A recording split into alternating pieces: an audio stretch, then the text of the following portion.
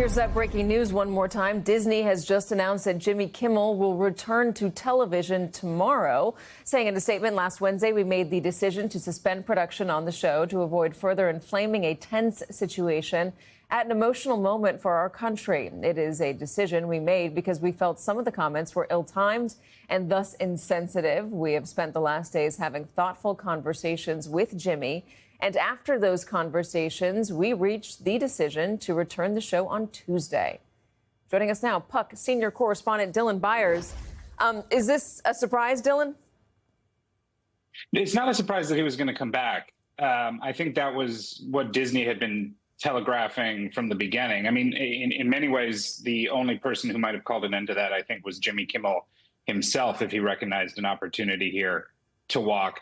Look, there's a lot to unpack here. On the one hand, Disney is still caught, I think, between a rock and a hard place when it comes to, their intention to sort of do the right thing here, frankly, and also satisfy the creative community, satisfy Hollywood.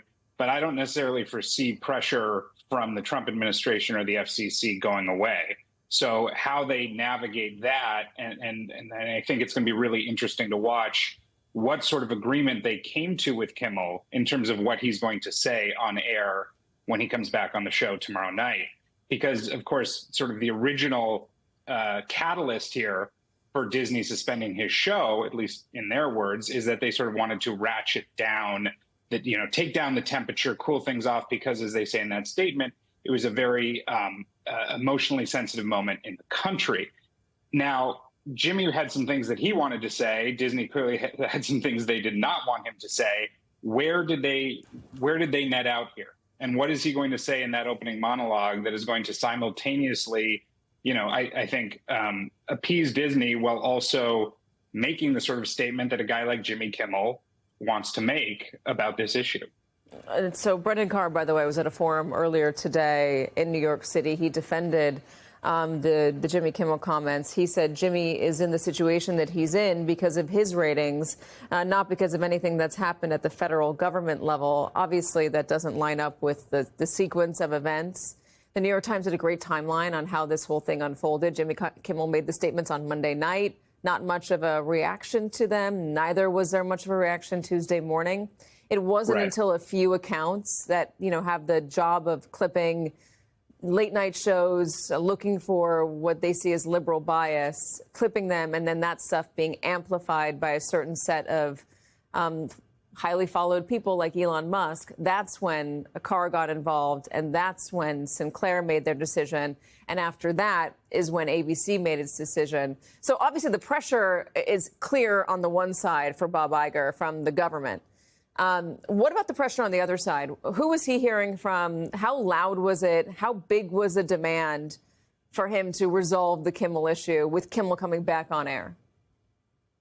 Well, look, obviously the blowback was intense. And I think if the intention was to dial down the energy, I think anyone who's lived in this country for the last few days know that really didn't happen. And there was, a sort of statement signed on by many of the biggest stars in Hollywood. That statement, frankly, was sort of weak. They didn't necessarily threaten any action or said they were going to stop working with Disney. But look, if you're Bob Iger and if you're Disney, you pride yourself on the integrity of your company and on your relationship with that creative community. And I think the blowback was only going to snowball from there, right? And do you see, potentially canceled Disney Plus subscriptions in a material way? Do you see big creators not actually deciding or making a statement that they are not going to work with Disney? I mean, potentially.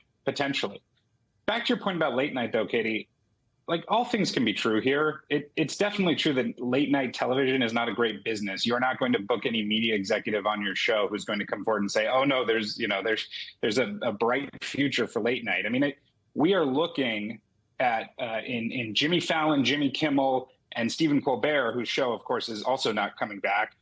We're looking at sort of the last generation of marquee late night hosts who are sort of household names in this country, or at least in parts of this country. That business is going away. But none of that negates the timeline that you brought up, which is that this happened because of FCC pressure, because of pressure from Nexstar and Sinclair, which clearly got the message about what Brendan Carr was saying and what it was that he wanted. And then because Disney, which is really stuck in this hard place, a lot of business leaders are trying to figure out how to navigate an administration that is brazenly transactional. Disney made the choice that it did. Now, can this become water under the bridge, right? Can you bring back Jimmy Kimmel and can you patch everything up? Maybe you're still going to have that pressure from the Trump administration, and we're going to see what he says on Tuesday night. Well, so I'm interested in that angle of it, because I wonder if Bob Iger or other media executives have looked at the landscape and looked at just the unfolding events in the last few days and seen that capitulation or trying to get in good with the administration, it doesn't necessarily get them the ends that they're looking for. I mean, Donald Trump is still going after Jon Karl aggressively in the Oval Office or on the White House lawn, calling him a bad person, calling him a bad journalist, saying that he should get fired. I mean, it's not as if the pressure on media organizations or news organizations that are contained within these companies has lessened over the past few days. No, that's absolutely right. And I'm going to borrow a line that I read somewhere. I'm sorry, you'll have to forgive me. I've been reading and listening to a lot about this, so apologies to the author because I forget where this came from. But if a bully comes for your lunch money and you give him your lunch money, that bully is not going to just go away and not come back the next day asking for more. That's not how that works. And if you look back and you say, okay, what was the first moment in Trump 2.0 when we saw a Hollywood executive or an entertainment executive show signs of capitulation to this administration? And it was Bob Iger. It was that $15 million settlement over the George Stephanopoulos lawsuit from Trump, plus $1 million for legal fees, that sort of set a standard for what the street price was for settling lawsuits that Trump brought against broadcast networks and against entertainment companies. Does anyone looking at the Kimmel situation right now and the pressure from Carr think that he got the monkey off of his back? Obviously, he did not. No, I think I read that too. I want to say a version of it was Brian Stelter, but I think he was quoting somebody else. And I think there was an F-bomb contained in it that we can't say. We can say on It's Cable, but we're not going to out of, respect for the audience, clearly. Let's bring in a writer for Status, our friend Oliver Darcy, to this conversation. So, Oliver, I know you've been listening in. What else do you want to add?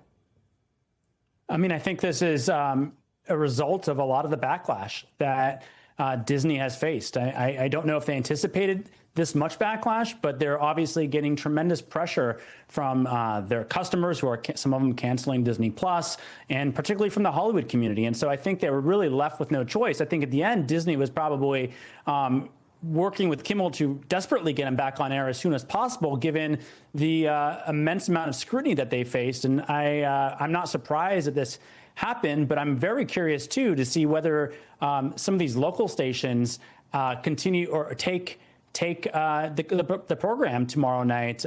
We had seen the right-wing station owner Sinclair say that they wanted Jimmy Kimmel to apologize to Charlie Kirk's family and to also donate to Charlie Kirk's Turning Point USA. I can't imagine that Jimmy Kimmel will do that, but how does Nexstar react if he doesn't? I think that's an open question we're going to figure out. I imagine Disney probably worked it out with them behind the scenes, but I'll be curious how they respond. Yeah, that is a good point, Dylan.